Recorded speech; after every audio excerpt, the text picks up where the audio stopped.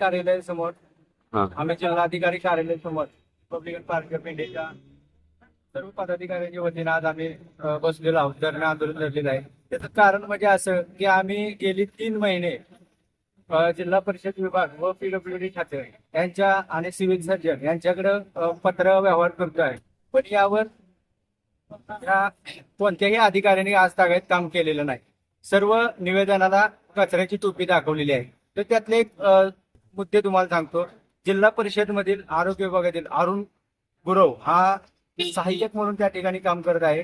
यांनी हरामखोरानं त्या टेबलचा गैरवापर केलेला आहे आणि संबंधित ठेकेदाराला त्यांची मिलीभगत करून त्यांच्यावर मेहरबानी करून टक्केवारीच्या ह्याच्यावर त्यानं सर्व टेबल हाताशी धरून सर्व चुकीचे कामं केलेले आहेत. तर आमची मागणी आहे की त्याला निलंबित करावं, त्याच्या कार्यकालातील सर्व चौकशी करावी आणि सीओ मॅडम आहेत त्यांच्यावरही कारवाई करावी, कारण त्यांना आम्ही वेळोवेळी सांगितलेला विषय तर त्यांनी त्याच्यावर काही काम केलेलं नाहीये.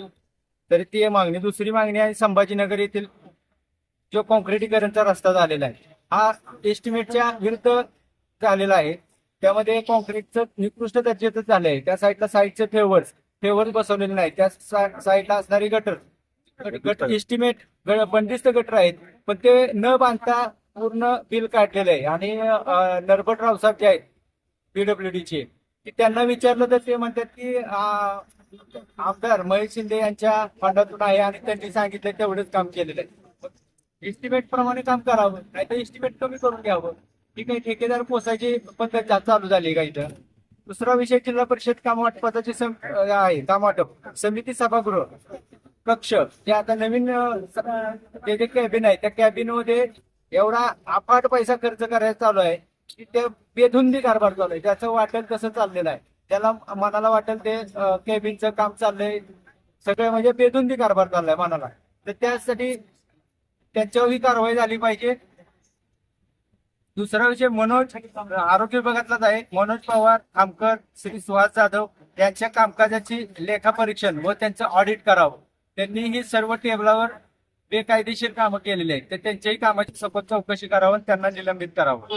आणि सातारा जिल्ह्यातील सिव्हिल हॉस्पिटल मधील जे सिव्हिल सर्जन आहे तर सिव्हिल सर्जनला आम्ही सिव्हिल सर्जन हटाव आणि हॉस्पिटल बचाव आम्ही असं म्हणू, कारण सिव्हिल सर्जन आल्यापासून ते बेधुंदी कारभार चालू आहे.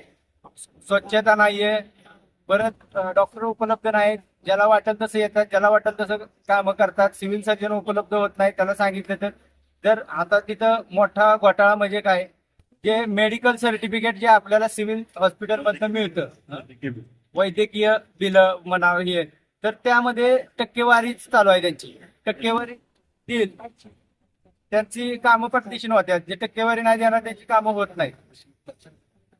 देशमुख म्हणून अधिकारी आहे, त्यांच्या हस्ते हे सर्व चालू आहे आणि ह्याला सर्व सिव्हिल सर्जन कारणीभूत आहे. तर सिव्हिल सर्जन हटाव आणि हॉस्पिटल बचाव असे आमचे असणार आहे. आणि लवकरात लवकर या मागण्यांवर जिल्हाधिकारी कार्यालय कलेक्टर साहेबांनी लवकरात लवकर या मागण्या आमच्या मान्य केल्या पाहिजेत. जर मागण्या मान्य नाही केल्या तर आमचे आंदोलन तीव्र होईल. आता तर आम्ही बेमुदत बसलेलो आहोत, तरी पण या पलीकडे आम्ही तीव्र स्वरूपाचे आंदोलन छेडू एवढीच आम्ही ग्वाही देतो. जय भीम, जय भारत.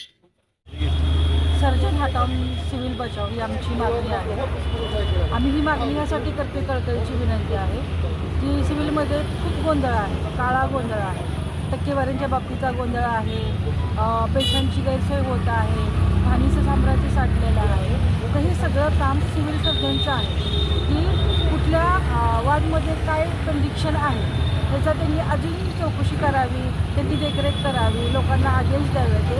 हे सिव्हिल सर्जनचं काम असतं आणि सिव्हिल सर्जन यांच्याकडे कानाडोळा करत असल्यामुळं आमचं सिव्हिल हॉस्पिटल धोक्यात आहे आणि आमचं सिव्हिल हॉस्पिटल वाचावं यासाठी आम्ही हे आंदोलन करतो की सिव्हिल बचाव आणि सर्जन हटाव. जय भीम, जय सर्जन.